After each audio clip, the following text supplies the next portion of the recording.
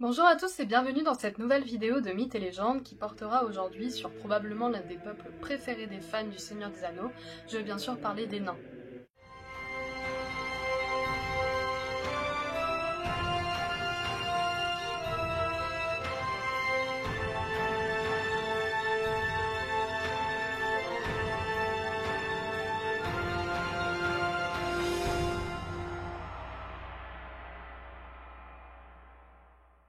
Les nains ont un rôle principalement fondamental dans les films du Hobbit, mais ils sont également présents dans le Seigneur des Anneaux, bien que très peu représentés, uniquement sous la présence de Gimli.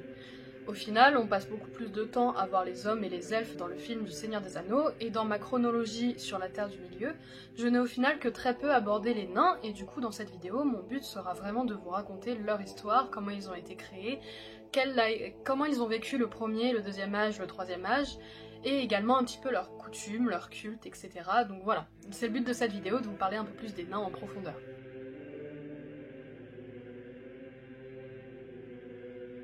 La création des nains remonte au début des âges des Seigneurs des Anneaux, avant même l'arrivée des elfes en Terre du Milieu. Les nains n'ont pas été créés par Ilúvatar, à la différence des elfes et des hommes, car ils ont été créés par le Valar forgeron Olé. Olé était donc le Valar forgeron, et en fait il était extrêmement impatient d'enseigner sa science et ses connaissances aux enfants d'Ilúvatar, tellement impatient qu'au final il n'attendit même pas la création de ses enfants et qu'il créa lui-même des êtres imparfaits, les nains. Ils naquirent donc 7 seigneurs nains, cependant ces seigneurs nains ne pouvaient avoir de volonté indépendante, et en fait ils n'étaient animés que lorsque Olé pensait dans sa tête à les animer, ce qui en faisait des espèces de pantins, et en fait dès que Olé pensait à autre chose, les nains tombaient juste de côté, sans pouvoir bouger vraiment. Ilúvatar finit par se rendre compte que quelqu'un d'autre que lui avait créé la vie, et il alla à la rencontre de Olé pour le réprimer. Le Vala, souhaitant se repentir, offrit les nains à Ilúvatar et il saisit un marteau pour tuer ses créations. C'est à ce moment-là qu'Ilúvatar donna le libre arbitre à ses nains et ils purent alors se comporter normalement, indépendants de la volonté d'Olé, et du coup, en fait, ils se mirent à supplier Olé pour leur laisser la vie sauve, ce que fit le Vala. Ilúvatar permit alors aux nains de vivre en Terre du Milieu, bien qu'ils ne soient pas ses propres enfants, mais ils devaient alors attendre l'éveil de ses propres enfants, c'est-à-dire les elfes, pour pouvoir eux-mêmes venir en Terre du Milieu. En attendant donc ce moment, les nains sommeillèrent dans les profondeurs des terres et ils ne se réveillèrent qu'au moment de l'arrivée des premiers enfants. Donc, après l'arrivée des elfes durant les années des arbres, les nains s'éveillèrent. Le plus âgé, appelé Durin Ier, s'éveilla seul au mont Gundabad, au nord des montagnes brumeuses. Il y fonda la lignée des Barbes Longues, connue sous le nom du peuple de Durin, et sa cité fut fondée à Khazad-dûm. Durin, on n'en entend pas vraiment parler, en tout cas Durin Ier dans les films, mais par contre dans les livres du Seigneur des Anneaux, Gimli, quand on lui parle de la Moria, se met à chanter un chant à l'honneur de Durin. Par ailleurs, le chant, c'est ce que j'ai écrit ici, que vous avez à l'envers malheureusement, mais je vais vous mettre un lien en description vers une musique, enfin vers une chaîne YouTube qui a fait la musique, qui l'a mis en parole et qui a créé un instrumental dessus, qui est absolument splendide et qui en fait raconte un petit peu l'histoire de Durin. Donc si jamais vous voulez aller voir, je vous mets le lien en description, n'hésitez pas, c'est vraiment génial. Donc en fait dans cette chanson qui s'appelle Song of Durin, on raconte que Durin en fait se retrouva face au lac Myromir et qu'il se pencha pour pouvoir regarder son reflet et que les étoiles dans le ciel formèrent une couronne dans le reflet du lac. Et en fait c'est comme ça que Durin décida de l'emplacement de Khazad-dûm car dans ce lac il se vit comme un roi. Et en fait, du coup, ce que vous allez voir dans la suite de la vidéo, c'est que la majorité des âges, notamment le deuxième et troisième âge, en fait, les nains et les familles de nains qui va vraiment être importante, c'est justement celle du peuple de Durin. Je vais vous expliquer un petit peu pourquoi, évidemment, plus tard, mais ils vont rester vraiment centrales dans l'histoire des nains, et c'est en fait ceux qu'on voit le plus dans le Hobbit et dans le Seigneur des Anneaux. Deux autres pères nains sortirent de terre dans les montagnes bleues, fondant les lignées des Barbes de Feu et des Torses Larges, vivant à Nogrod et Bélégost. Les 4 derniers pères s'éveillèrent plus à l'est et fondèrent les lignées des Points de Fer, des Barbes Raides, des Boucles Noires et des Pieds de Fer. Il est également dit que dans les familles de nains, le premier nain père, donc dans le peuple de Durin par exemple, donc Durin, il est dit que ces pères en fait seraient destinés à se réincarner au sein de leur propre peuple, et Durin en fait aurait eu environ 6 réincarnations, et c'est pour ça qu'on se retrouve avec plusieurs nains en fait qui s'appellent Durin au cours de l'histoire.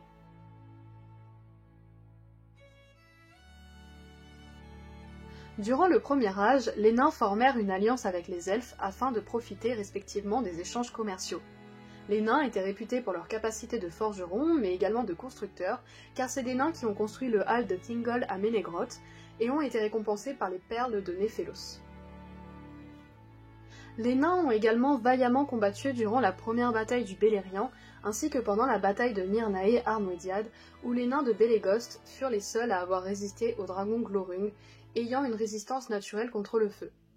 Le seigneur nain de Belegost, Azagal, fut cependant tué pendant les affrontements, mais il fut cependant celui qui mit en déroute le dragon avant de mourir. Les nains de Nogrod sont ceux qui ont fabriqué le collier de Noglamir à la demande de Thingol pour pouvoir y sertir le Silmaril. Après avoir fini leur œuvre, les nains avaient été rendus fous par l'or situé dans la cité, et ils tuèrent Thingol et volèrent le collier. Cet événement sera l'un des événements qui mènera à la haine entre les elfes et les nains. Les elfes du Beleriand allèrent demander du coup auprès des nains qui avaient tué leur roi de leur restituer le collier, et de cette bataille n'en rééchappa que 2 des tueurs. Ces 2 nains se rendirent alors à Nogrod pour aller se plaindre auprès de leur roi, et ils firent passer le roi Thingol comme celui qui avait voulu les usurper, et donc qu'ils l'avaient tué comme légitime défense. Après avoir pleuré leur peuple, les nains de Nogrod attaquèrent les elfes de Doliath, malgré les essais de dissuasion des nains de Belegost. Les nains sortirent vainqueurs de la bataille des 100 cavernes, et ils repartirent avec le collier et le Silmaril. Malheureusement pour eux, ils croisèrent sur le chemin du retour Beren et son fils Dior. Le roi de Nogrod fut tué par Beren et le collier fut récupéré. Comme je vous le disais au début de la vidéo, l'histoire des nains est principalement centrée sur le peuple de Durin, et ça va notamment être beaucoup plus le cas dans ce 2e âge ainsi que dans le 3e âge, comparément au 1er âge. Durin Ier était appelé Trompe-la-Mort, et en effet, il a été gracié d'une vie extrêmement longue, et en fait, il périt qu'à la fin du 1er âge ou du 2e âge, c'est jamais vraiment trop sûr. En tout cas, il fut succédé par Durin II.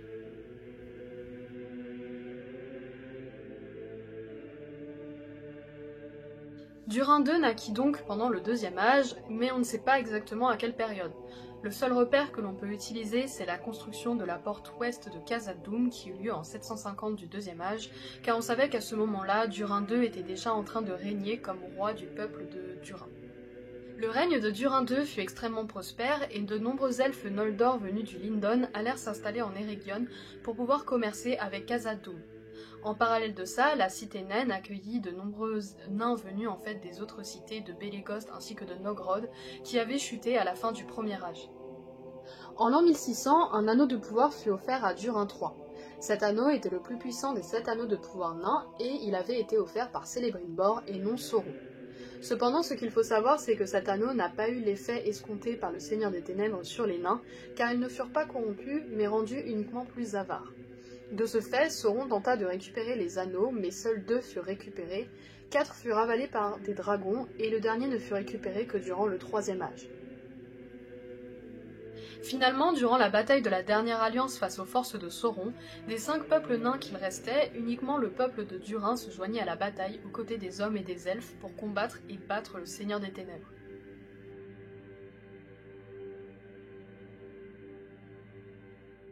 L'histoire des nains durant le 3e âge reprend à l'âge 1980 du 3e âge, alors que les nains ont creusé trop profondément dans la Moria et ont réveillé le Balrog.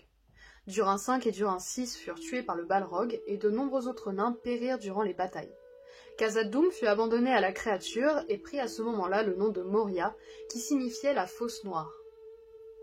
Train, Ier devenu alors le roi, mena son peuple aux montagnes grises, où ils s'établirent pendant environ 300 ans jusqu'à l'arrivée de certains dragons qui les chassèrent. Après cela, Tror, devenu le nouveau roi, mena son peuple à Erebor et il devint le roi sous la montagne. La nouvelle cité naine prospéra énormément avant que le dragon Smaug ne les chasse à nouveau en l'an 2770 du 3e âge.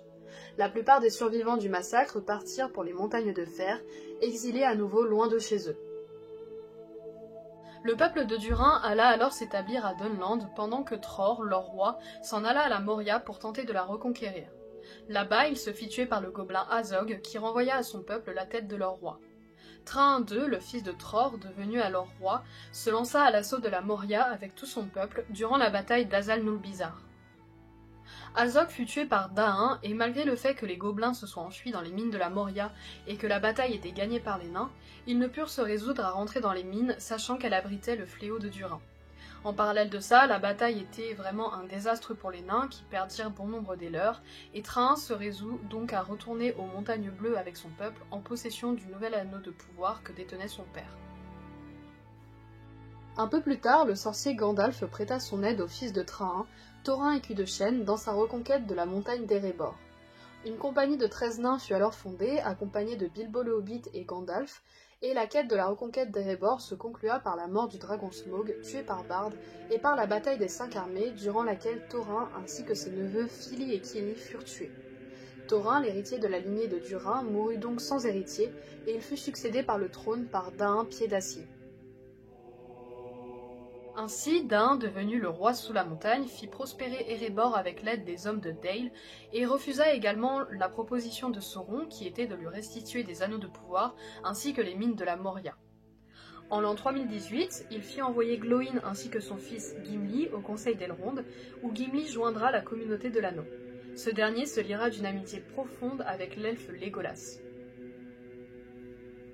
En parallèle des batailles qui eurent lieu au Gondor, au champ de Pelennor, mais également aux Portes Noires, les nains d'Erebor, accompagnés des hommes de Dale, combattaient les hommes de l'Est.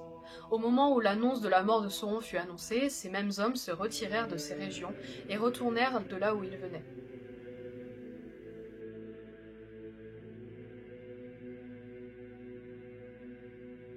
Enfin, je souhaitais quand même vous parler de cette partie du 4e âge, car les nains n'ont pas été inactifs, bien que ça soit une période très courte, donc je vais vous raconter rapidement ce qui s'est passé pendant cette période. Après la guerre de l'anneau, les nains ainsi que les hommes se rapprochèrent largement, et Train III succéda à Dain après la mort de ce dernier. Les nains d'Erebor aidèrent par la suite également largement à reconstruire de nombreuses cités du Gondor, ainsi que du Rohan. Une partie des nains allèrent également s'installer dans les cavernes scintillantes où Gimli devint roi. Ce dernier parcourut également la Terre du Milieu en compagnie de Legolas, et après de nombreuses aventures, Gimli partit avec l'elfe pour le Valinor, où il fut le seul nain jamais accepté sur ces terres. Finalement, Durin VII, le dernier Durin connu de l'histoire du Seigneur des Anneaux, réussit à reconquérir la Moria suite à la mort du Balrog, et y fit prospérer la ville de Khazad-dûm. Il est dit par ailleurs que le peuple de Durin y vécut jusqu'à la fin de leur histoire.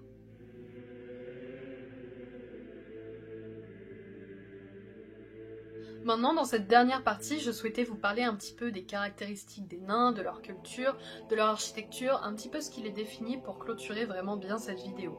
Tout d'abord, je souhaitais vous informer que les nains étaient des créatures qui étaient très fiers de leur peuple, qui arboraient vraiment les couleurs des nains, qui ne supportaient pas qu'on insulte les leurs, mais ils étaient également des créatures vraiment très fortes, très vigoureuses, très endurantes à la douleur et aux souffrances, et du coup c'était vraiment dur d'atteindre leur morale à ce niveau-là. Ils sont également très têtus, secrets, mais aussi très loyaux envers leur famille et leurs amis.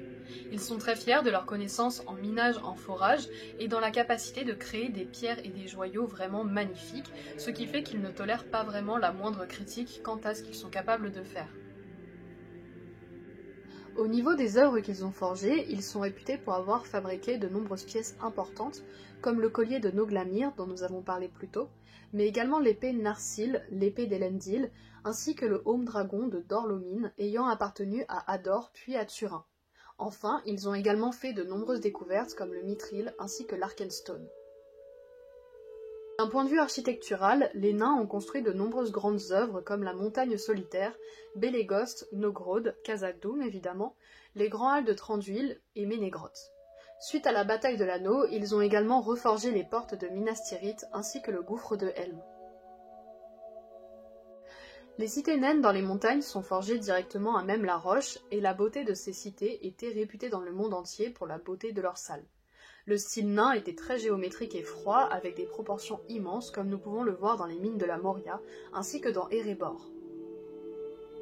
Enfin, si je peux faire une toute dernière aparté, je souhaitais vous parler des femmes naines. Gimli en parle très rapidement dans les films en disant ceci. It's true you don't see many dwarf women, and in fact, they are so alike in voice and appearance that they're often mistaken for dwarf men. It's the beards. And Aragorn se permet cependant d'ajouter un petit commentaire en disant que ce qui fait qu'on ne reconnaît pas les naines des nains, c'est leur barbe. En plus de ça, les naines sont vraiment très peu nombreuses, ce qui fait qu'elles sont vraiment gardées jalousement par les nains en sécurité. Et en plus de ça, en plus de vraiment très peu faire d'enfants, les naines refusent parfois de se mettre en couple avec, et de se marier avec n'importe quel nain, ce qui fait qu'en fait les nains ont vraiment beaucoup de mal à se relever après des batailles sanguinaires, car il y a très peu de nains qui naissent dans la communauté des nains en général. Merci à tous d'avoir regardé cette nouvelle vidéo sur les mythes et légendes qui portait donc sur les nains. J'espère qu'elle vous a plu. J'ai voulu donc faire cette vidéo sur les nains, sachant qu'il y en avait beaucoup qui m'avaient parlé de nains en commentaire, disant que j'en parlais pas beaucoup dans les vidéos chronologie.